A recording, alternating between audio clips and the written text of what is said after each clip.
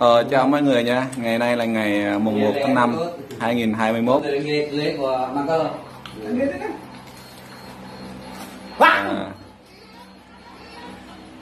Giờ đang ăn thịt heo, lòng, lưới. Ngày nay là ngày hàng sạch đấy, nhắm mất. Hả?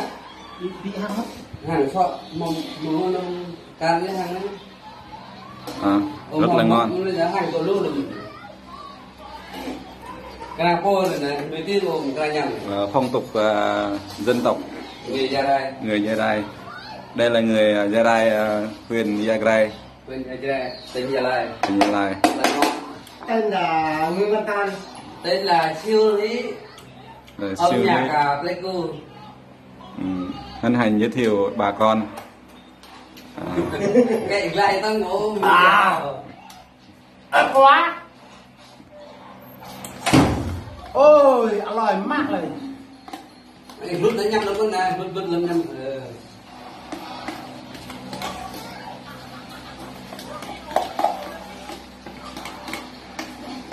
Ta cái thao nó mông thao nó mông đi Mong đất cho hôm nay cái tóc bông nó bột đấy là khỏi mong thấy quá nó bông hơn nào cho mắt chân á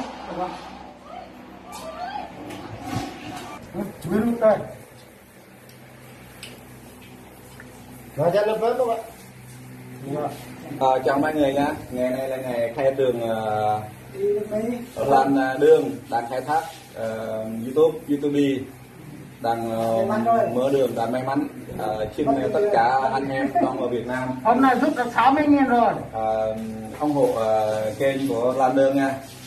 Xin chào tất cả.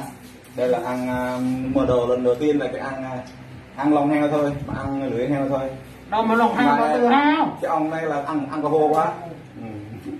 Đây là tôi đây là gan heo với bà từ heo đó, ai mà lòng heo đâu có đâu. Cùng lên con cái này cả. Con cái này cả. Con điều cái nàyครับไปเราเยอะอย่างนี้เยอะพี่เลย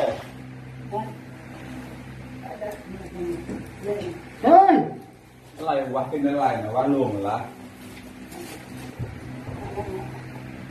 มาเดี๋ยวมาสาcái này quá. Không này là có. Đây có biết nó có biết corona nữa nè. Giờ đây thì nhận người na đi corona Corona. Bắt đập rê mình là đấy. Đấy đập rê thêm mà đập rê nó C2 nữa. Cái bỏ. Anh em cần sao? Nhà tôi. Hôm nay tôi rất vui được may mắn mua lòng heo được mấy bạn ơi được ngon dạ không coi giờสวัสดีครับ Nhấp này nào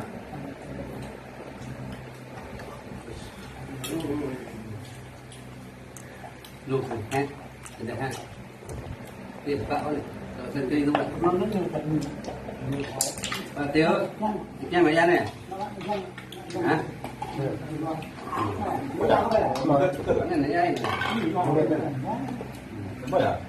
cái này đây này mang ngan này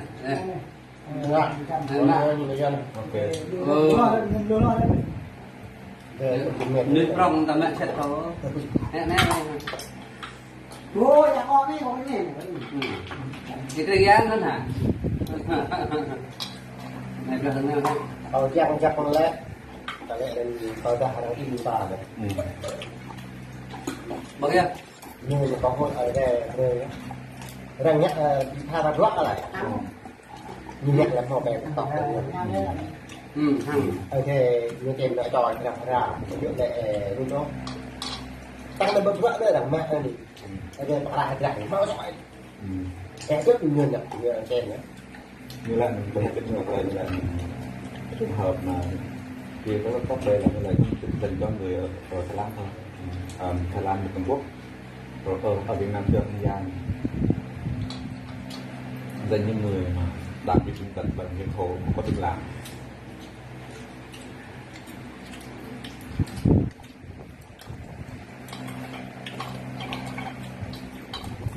Này là quả bằng này này. Nhạy không ạ? Vâng. Đợi nó miệng ngang á. Còn người phải xa còn người cả bình xong rồi. Hello, chụp chưa? Bia đấy. Vừa đạo đậm bia, đậm bia.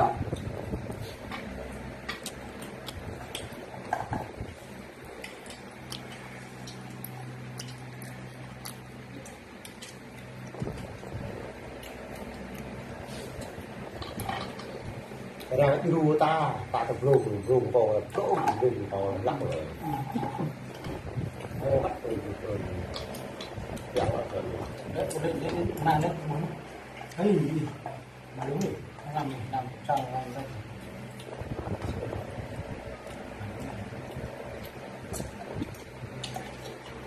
Mà gọi đi. Mẹ đi, gọi cách thì mình cho bạn nó lúc.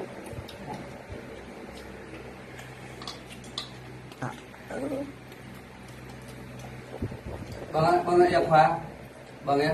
Tak dukut.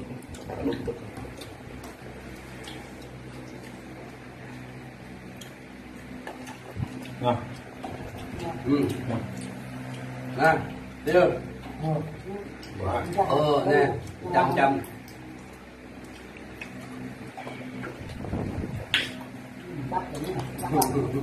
Chia ra Ác đây.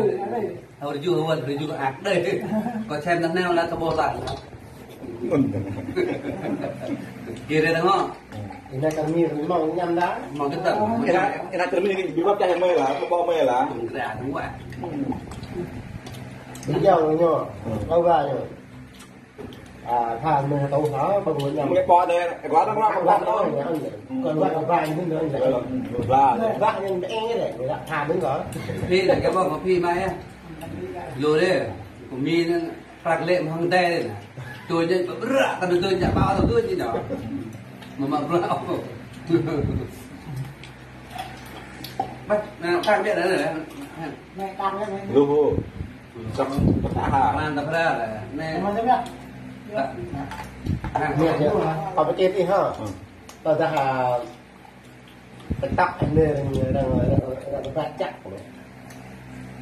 จะหาเอวนะผมมีเวลาเอาหัวอินตั้งใจแล้วตักไอ้เงยอินน่ะบางทีเวลาเนี่ยยังเล็กโอ้โหอินไม่ได้พอเลยเอาอันไหนเอาไม่ได้เลย Cái này tôi gì nhỉ? Cái này nó vặt cái đó là cái này nữa. Mà đưa khi chấm đá, mà đưa khi chúng ta bắt đầu phải làm. Không phải không. Đâu mà cũng không mấy chắc nó phải đó. Còn bây giờ mình quỳ ra mà đưa tăng kia là tăng về ra. Tăng bóng ra rồi đang làm nhỉ. Thôi đấy. Đâu. Thôi bự.